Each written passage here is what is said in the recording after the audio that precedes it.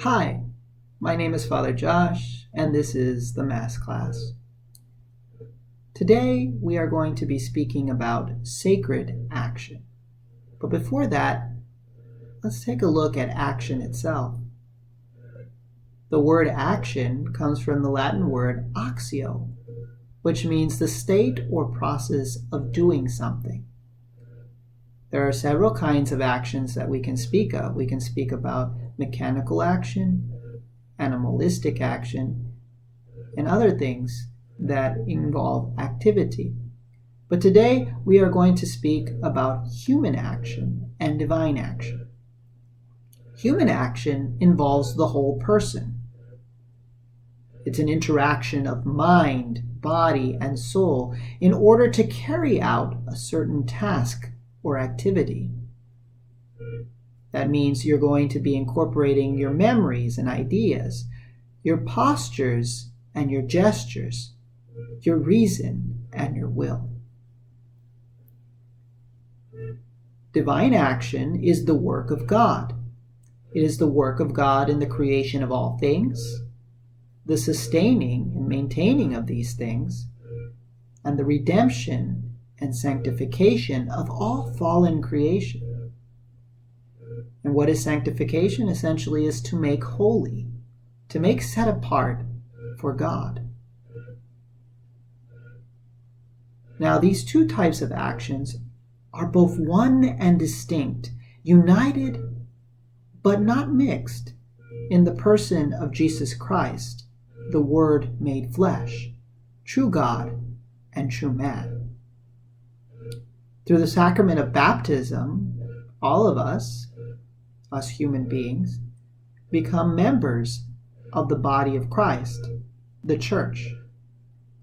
As a result, the good human actions of a baptized person, of a baptized Catholic, these activities that are in conformity with the will of God, are the same as Christ's human actions.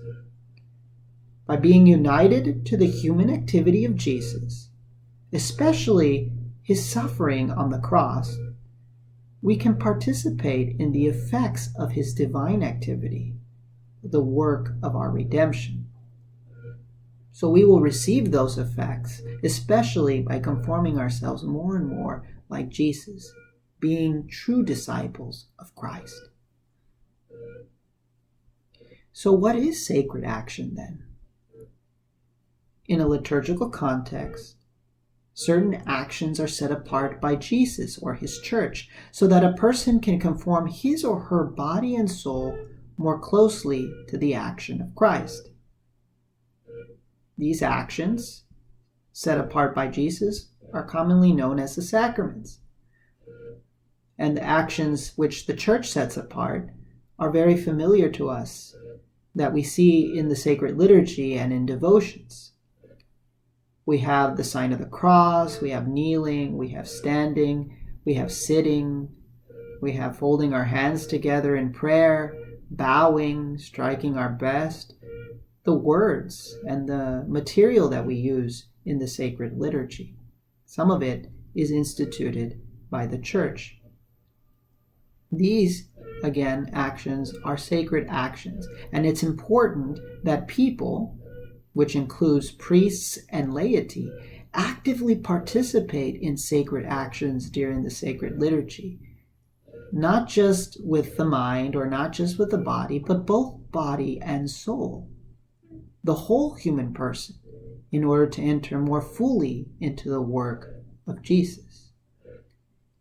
And that today, brothers and sisters, is the Mass class. I hope you enjoyed it. May God bless you.